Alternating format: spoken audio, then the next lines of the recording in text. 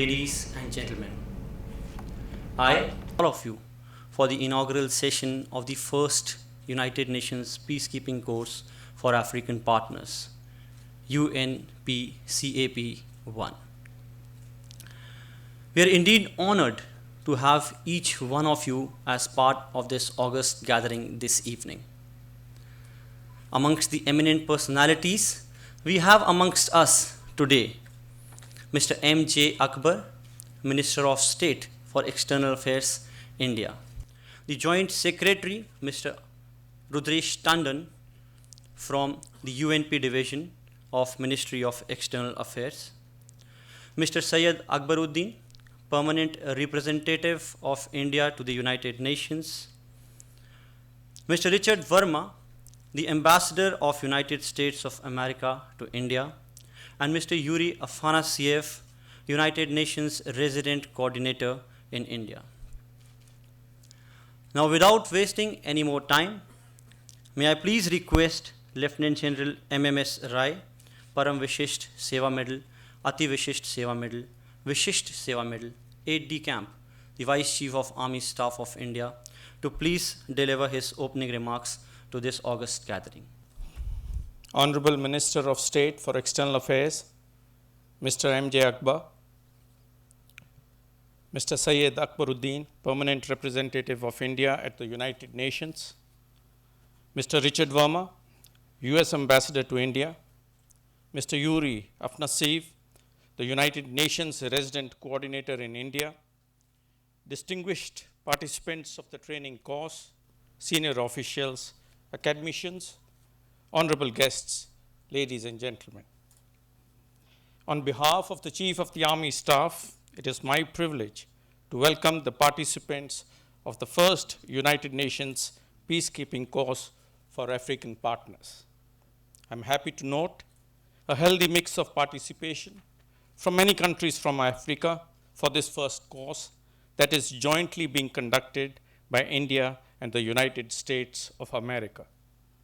It is indeed heartening to see a house full of distinguished officers who represent varied service background, field experience, and culture taking part in the course. India is a founder member of the United Nations. Our commitment to the United Nations peacekeeping has continued through the very initial missions that were traditional in nature to the more complex and multidimensional missions of the 21st century. The scale of involvement of India in peacekeeping operations is large and a well-known fact. The skills garnered by the Indian peacekeepers have been harnessed for training future generations of blue berets, both at home and abroad.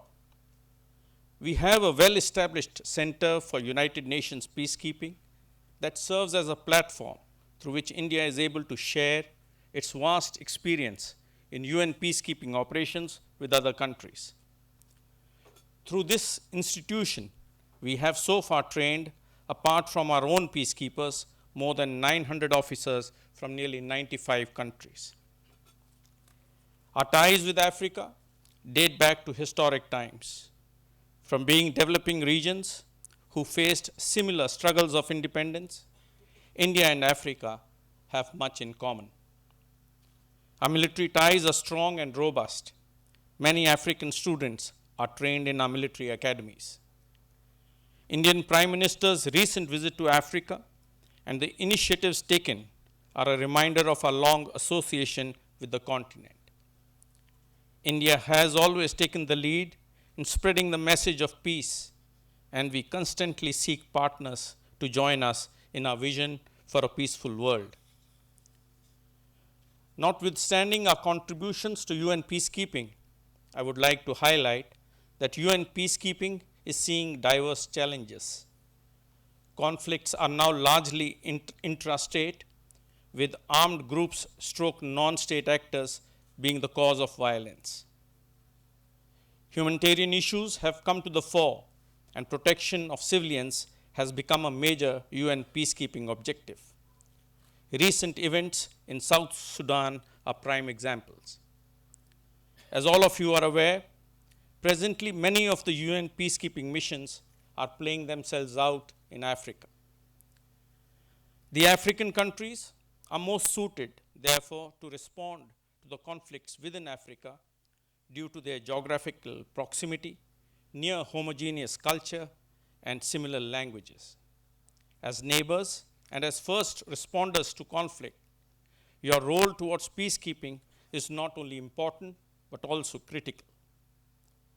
The future of peacekeeping largely depends upon African capability, and I do acknowledge that the African Union has contributed significantly both in terms of resources and men to contain conflicts and to sustain peace.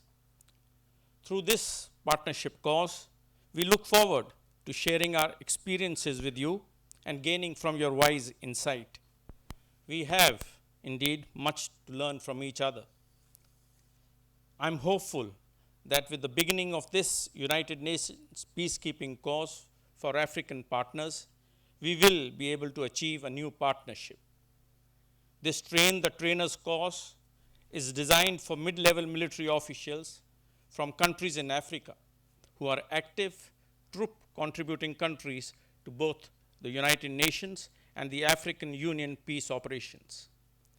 The training has been designed to expose military commanders from these countries to typical operational, logistic, and humanitarian roles they are required to perform while participating in these operations. With this, ladies and gentlemen, I would like to welcome all of you once again and encourage all the participants to derive full benefit from the wealth of knowledge and experience that I presume is available during the course. My very best wishes to all of you. Thank you very much.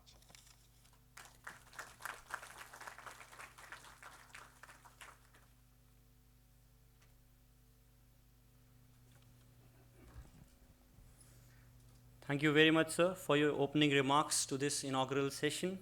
May I now request Mr. Amar Sinha, Secretary, Economic Relations from the Ministry of External Affairs, to please deliver his remarks to this august gathering.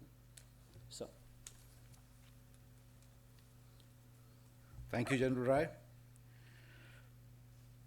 Mr. Minister, Excellencies, distinguished guests, and all our friends from African Armed Forces who are with us here today.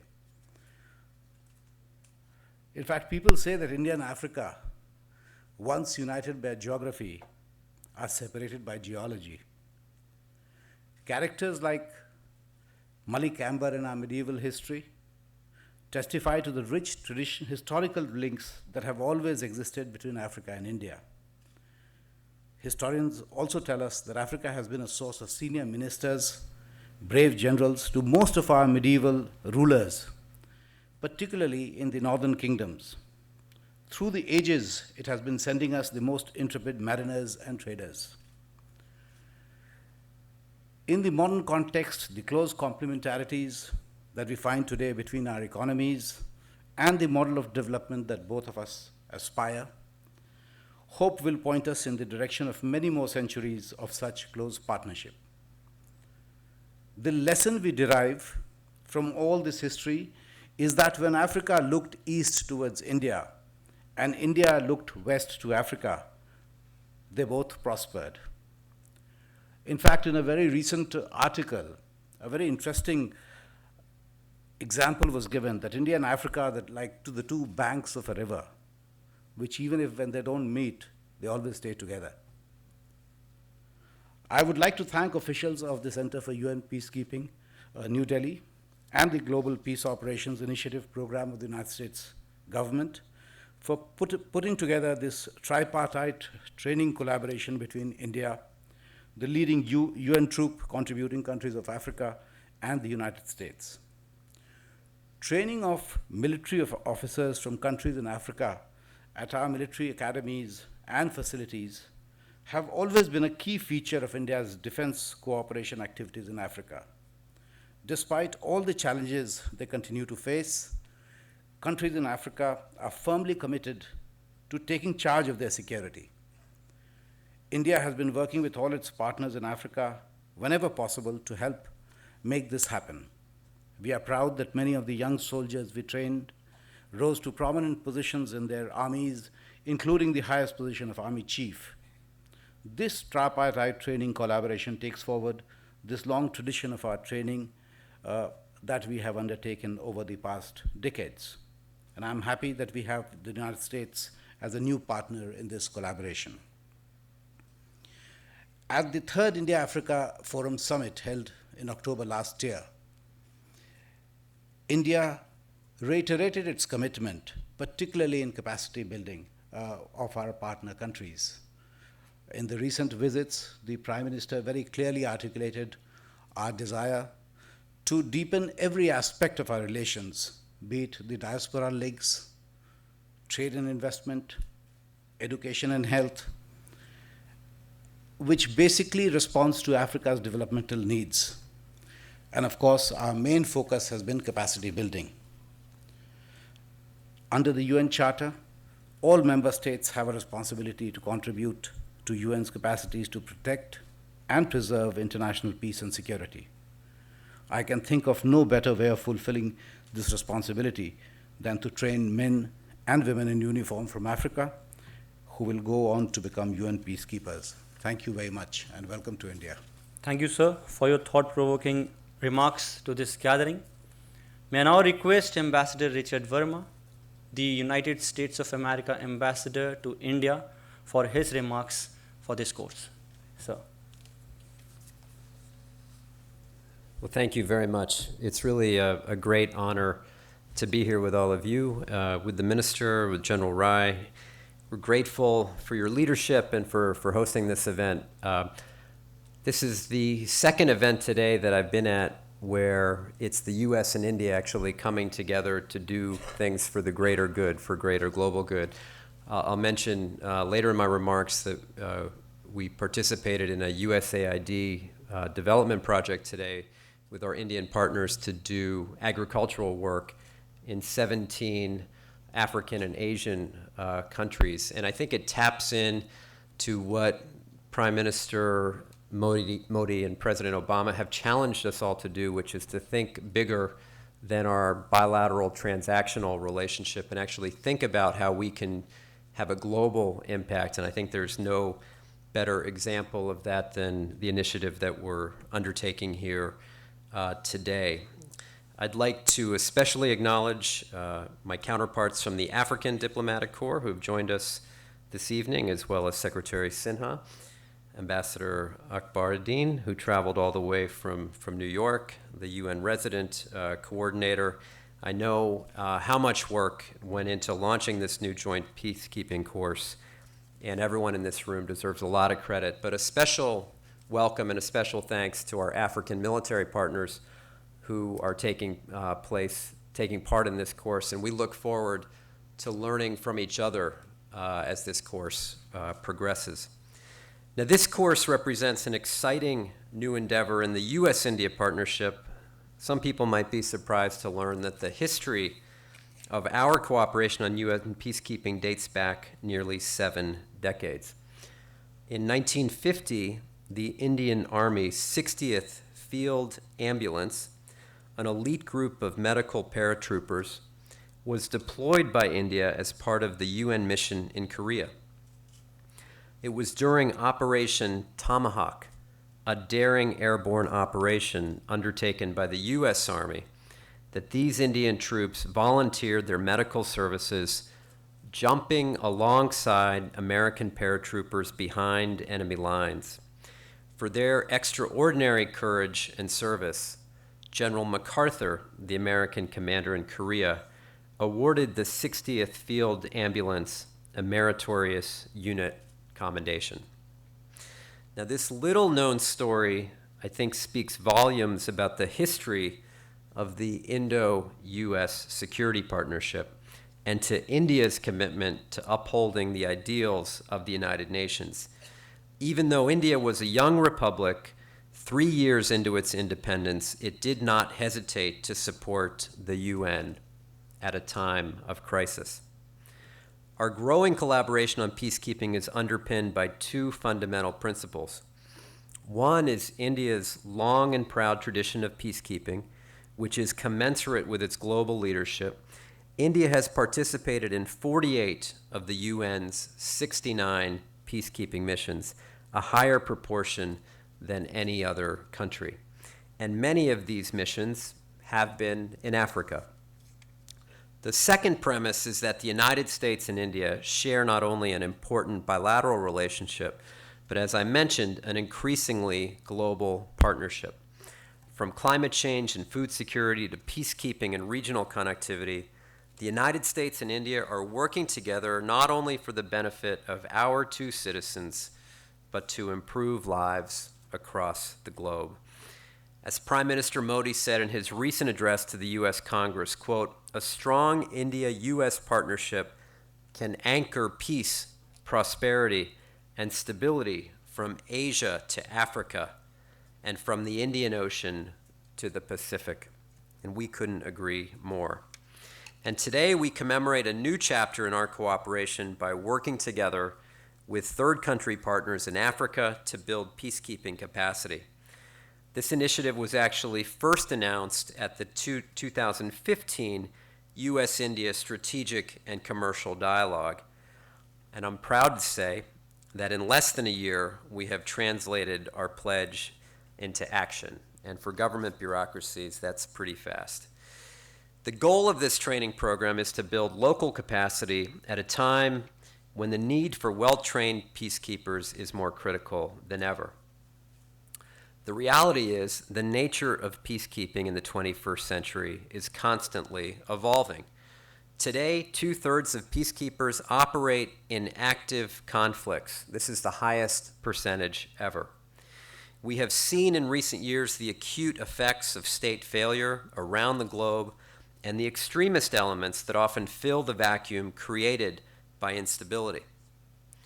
Meeting these challenges requires the international community to revamp its support for peacekeeping operations and to build local capacity. That's exactly why President Obama convened world leaders at the UN in New York last year to rally new commitments to peacekeeping. Over the past 15 years, the United States has deployed over 5,000 police officers to UN missions and contributed nearly $1 billion to train and equip partner nations. So both the United States and India share an abiding commitment to our partnerships with African nations and to building security capacity on the continent. As we have seen with the African Union mission in Somalia, African nations have made strides over the last decade shouldering security burdens in the continent. But the demand for UN peacekeepers, especially with the knowledge of local conditions and terrain, is growing in Africa and elsewhere.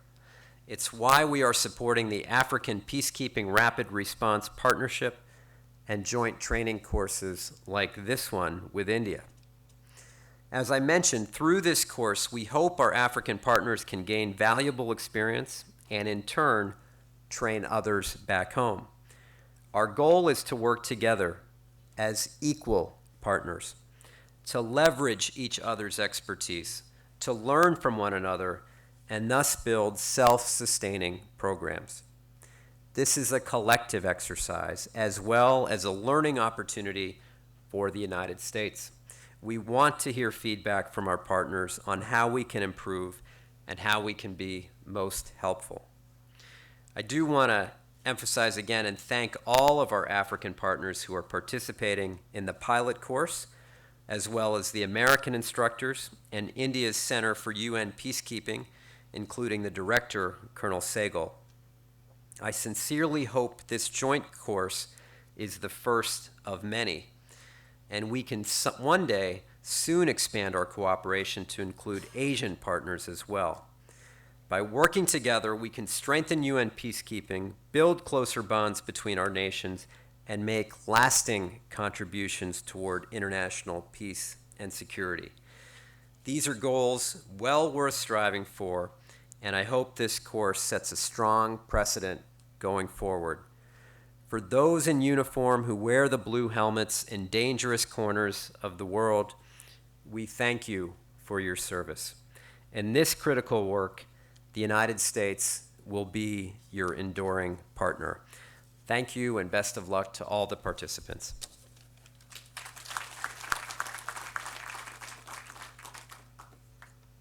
Thank you, sir, for the kind remarks to this gathering. May I now request Mr. Yuri Afanasiev, the United Nations Resident Coordinator in India, for his remarks to this inaugural session.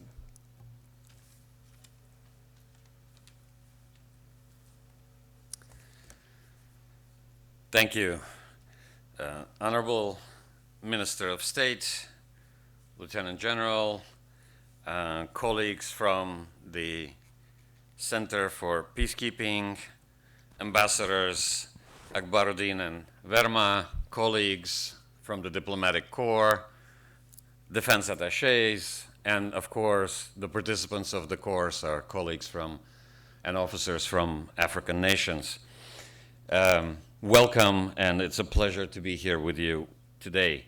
I think before I say anything else, I want to extend the thank you of the Secretary General, not only to our American colleagues who, indeed, a year after some commitments were made, have materialized their support to training operations, but certainly the country I serve in, India. Thank you to our Indian colleagues, the Indian Army, the Center, for translating this into actions and courses, and already bringing colleagues from Africa to India for the first inaugural course, which we hope will certainly not be the last, and there will be many more. To those of you coming from Africa to visit India, please also don't forget to enjoy this wonderful country while you're having the course. I am honored to be at this inaugural session. I have to remind you that more than 1 million men and women have served under the UN flag with pride, distinction, and courage ever since the blue helmets were first deployed in 1948. And I'm deeply grateful to Ambassador Verma about the historical throwback that he mentioned in his presentation. I actually didn't know about it, and it's always wonderful to pick up these nuggets of history that are rarely mentioned in the history books. But over the last 68 years, the UN has indeed established 70 or close to 70 peacekeeping operations in Africa, in the Americas, in Asia, in Europe, and the Middle East. So no region has been immune to instability. The number of people who actually have been peacekeepers and served with a blue helmet actually exceeds the staff of the United Nations that have been employed since the creation of the organization. India's commitment, however, to peacekeeping is not only greatly valued by governments and partners alike, but certainly by the United Nations. Indian men and women, and I stress women because there's also an interesting, I think, historical reference a little bit further down, have protected civilians all over the world in many dangerous situations, and I had a distinct privilege of serving with many of these Indian peacekeepers in several peacekeeping missions across the world during my career, as I have also with distinguished representatives from Africa, especially on the African continent. But certainly in the future, hope to see you in many other deployments across the world. Allow me to commend India's contribution to UN peacekeeping operations since its inception, because India has a unique place in the history of peacekeeping. It contributed more than 180,000 troops and participated, as the ambassador, Ambassador Verma just, I think, referenced, in 48 out of these 70 missions. India is also the first country to have contributed a female-formed police unit to a UN peacekeeping mission in Liberia. And this unit has just 125 women and supporting personnel, have just returned home to India recently after serving, well, the mission served. Of course, the staff rotated, but they served in Liberia for 9 years, which has been, by all accounts, a remarkable experiment that was fronted by India to integrate these foreign police units, which in turn prevent all sorts of crimes in conflict zones, but work alongside peacekeeping forces and local police, supporting women in areas where the situation is unstable. And I think it is for us an inspiration for current and future missions to integrate foreign police units like that and ask other countries to contribute similarly. Allow me also to salute the Indian peacekeepers who, and not only Indian peacekeepers, because we have in this room many Africans, the peacekeepers who made the ultimate sacrifice of their lives while serving in UN mission. This year, the actual Dag Hammarskjöld Medal that is awarded posthumously to those who perish in peacekeeping missions was awarded to 4 Indian UN peacekeepers and a civilian who laid down their lives in 2015. So this is all very, very real, as I'm sure our military colleagues know from their personal experience serving in their own countries. But when you serve as a peacekeeper, I think it's an additional sacrifice because you're trying to protect the people in the conflict zone. Allow me to wish all of you who are here and are participating in this course all the best. I hope you take many important skills and knowledge out of this experience, but also learn about India and learn from Indian peacekeepers who have, I think, a lot to share and to contribute. All the best to you and good luck.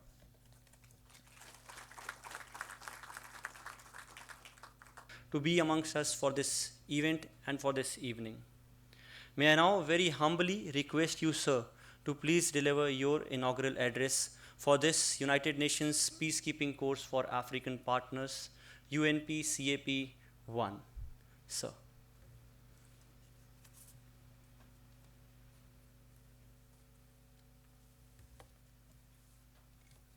Thank you.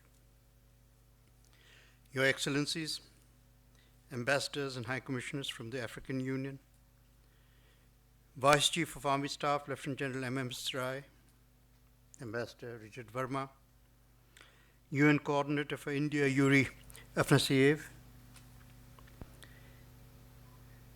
my colleagues, distinguished guests. It is a privilege to be at this gathering for reasons that seem obvious and yet cannot be stressed enough. It is a pleasure for me to be present here for the inaugural session of the first UN Peacekeeping Course for African Partners. This course, the first of a series, is a unique training collaboration between India, Africa, and the United States. This would not have been possible without the hard work by officials from the Center for UN Peacekeeping, New Delhi, the Global Peace Operations Initiative program of the US government, so ably represented in our country by Ambassador Verma, and Defense Ministry officials from Ghana, Malawi, Nigeria, Rwanda, Sierra Leone, Tanzania, Uganda, Zambia, and the African Union, whose representatives are participating in the course. India's close ties with Africa are well known. Indeed, you have heard this evening some excellent metaphors and vignettes of this relationship. Our friendship and cooperation deepens every day. We are neighbors across an ocean. We have fought together against colonialism and apartheid. Today, we are working with even greater passion and commitment to liberate our peoples from the punishing legacy of poverty. Prosperity is our common purpose. It was a privilege for India to host all 54 members of the African Union last October at the India-Africa Forum, which marked another major stride in this effort. And this is also a tribute to our own Prime Minister's vision for this relationship and his commitment to it. And I might stress that if we honor peacekeeping today, and if we honor peacekeepers today, it is because we believe that there can be no prosperity without peace. and therefore you are also missionaries of prosperity.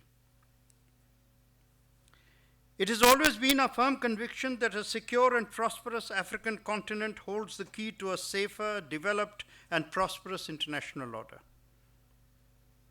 Excellencies, in 1945, the world's statesmen, men and women who had endured the relentless and unimaginable horrors of the Second World War, a time that witnessed a collapse of moral order as much as political order, met to establish the United Nations to save succeeding generations from the scourge of war.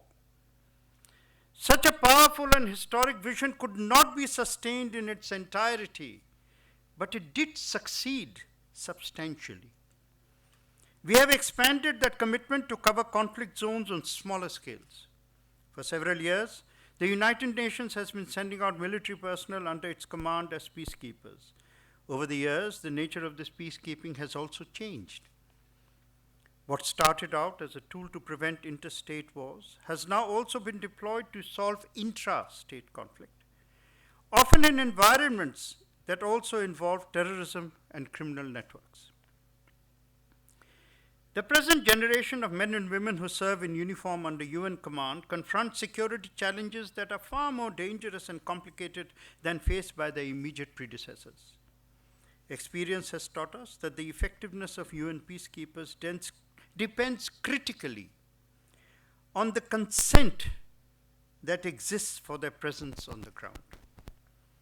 It also depends on the perception that UN peacekeepers will always act in an impartial and neutral manner, that they will not use military force to change the facts on the ground in favor of one or the other, but if attacked, will respond with the full collective force of the international community. At the same time, our resolve has extended. Peacekeeping makes little sense if we fail to protect civilians from the untold sorrows of conflict.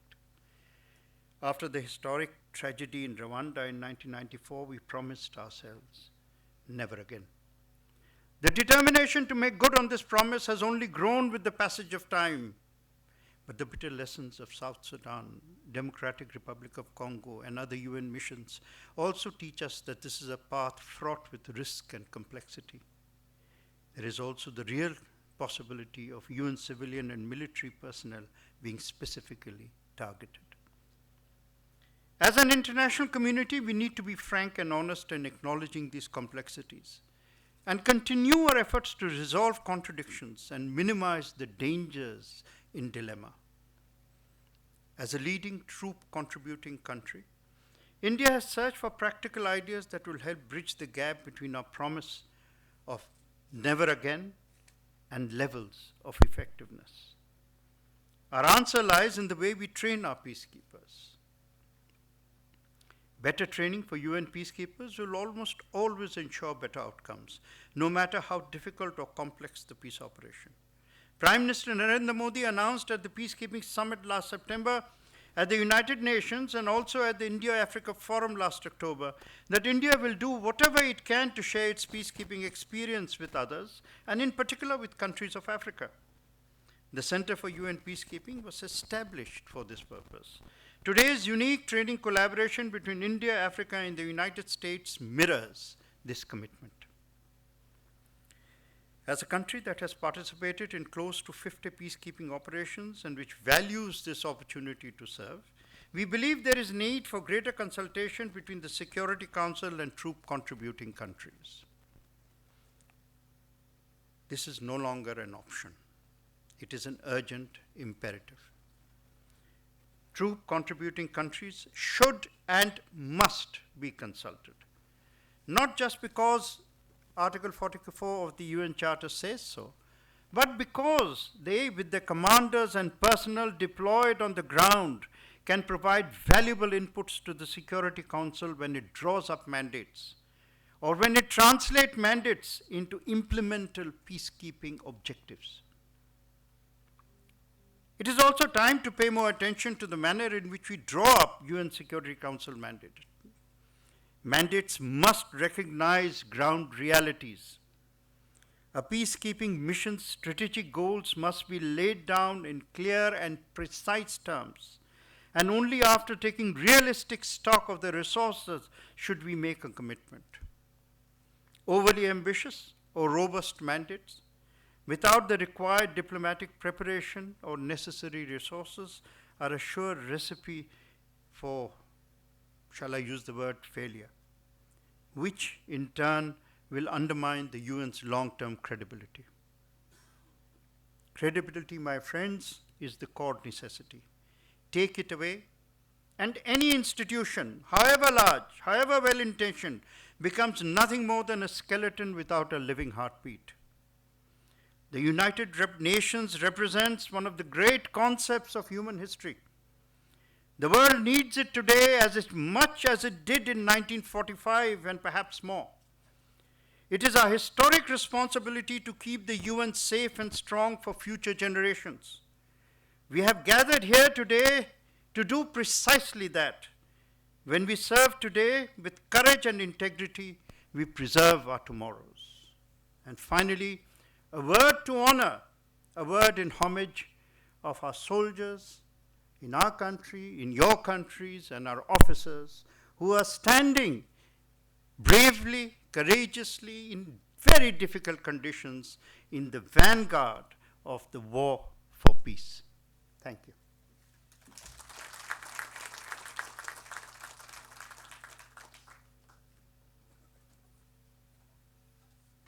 We hope to conduct this course in the most befitting manner and in the way it has been envisaged. Honorable Minister of State, Excellencies, Ambassador Verma, Resident Coordinator Yuri Afanasyev, Vice Chief of Army Staff General Rai, Secretary Amar Sinha, participants of the course, ladies and gentlemen. If I have to summarize the nature of peacekeeping in 5 minutes, perhaps I would try and limit it to or encapsulate it in 5 C's. Those C's are: peacekeeping is complicated, peacekeeping is complex, peacekeeping is challenging, peacekeeping entails essential requirement for capacity building, and for its implementation, peacekeeping requires cooperation because it involves a vast array of factors. If I may try and explain what all others have said in those 5 words, why is it complicated? Peacekeeping is complicated because peacekeeping mandates today are multidimensional. They are like, as a critic said, Christmas trees. Every actor who participates in making the mandate tries to pin his or her wish list onto the Christmas tree. And therefore, for example, in March, there was a mandate for peacekeeping in Mali under MINUSMA, which had 20 tasks mandated. There was no sequence, there were no priorities. It is for peacekeepers to work that out. Peacekeepers are required not only to undertake multiplicity of tasks regarding monitoring of ceasefires, but to offer good offices for mediation, from disarmament to demobilization, from demining to humanitarian relief, from protection of civilians to ensuring rule of law, and from protection of human rights to supporting cultural preservation, all in one peacekeeping operation. So the tasks that you are mandated to do are immense, and therefore the complications.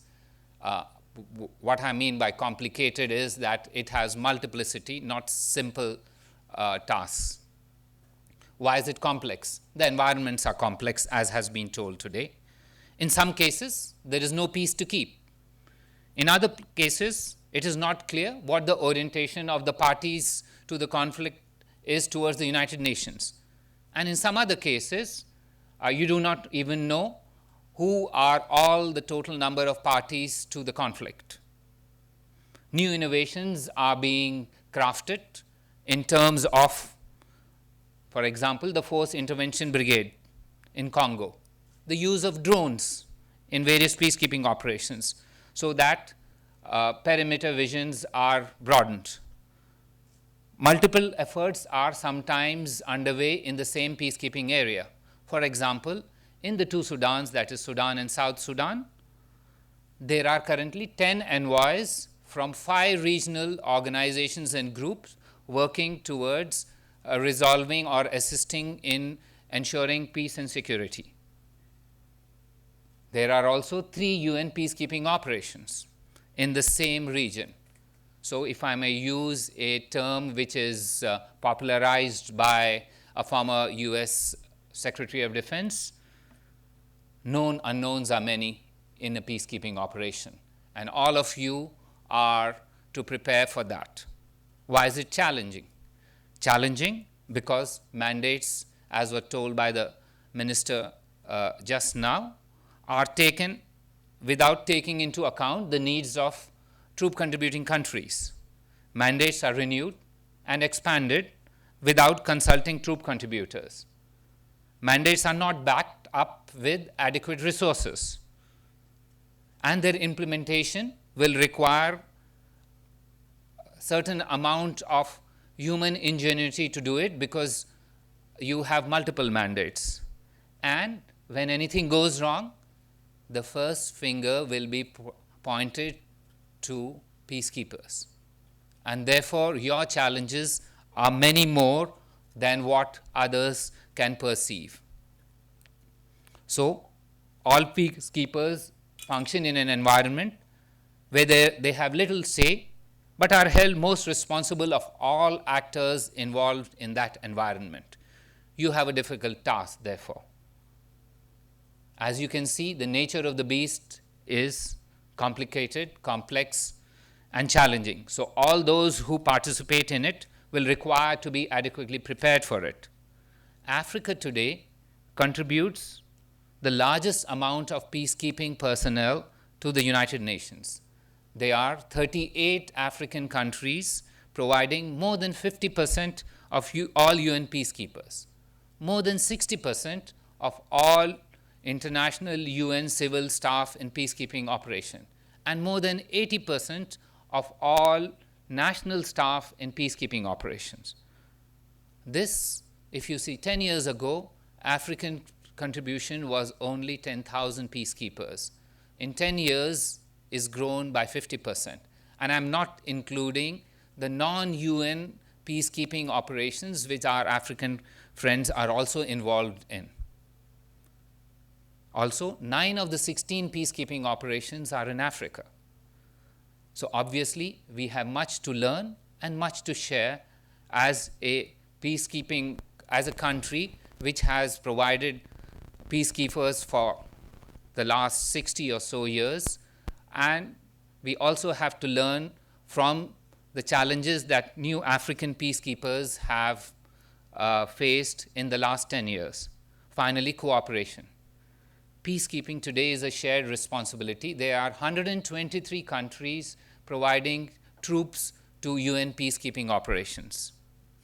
And the prognosis is peacekeeping is an activity which will continue. It is here to stay.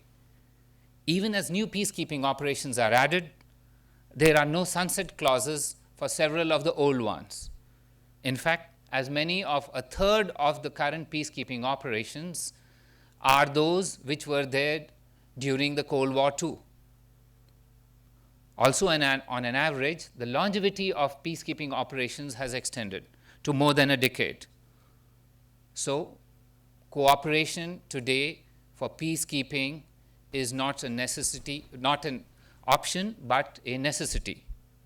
So we all need to cooperate, because this is the only major tool that is available to the United Nations. Sure, it has its drawbacks, but it has immense useful purposes.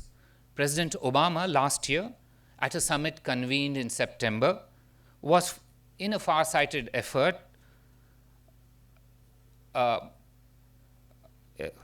had expressed a desire to enhance capacity as well as enhance cooperation by getting more countries involved in peacekeeping, and also to get those involved already to do more. This course is a part of that commitment made by Prime Minister Modi, and with this course today, all Indian commitments to the peacekeeping summit launched by President Obama in September are complete. We still have a long way to go, but we've begun on that path of cooperation and friendship on an issue which is integral to international peace and security. I therefore wish you all the best in that endeavor. Thank you very much.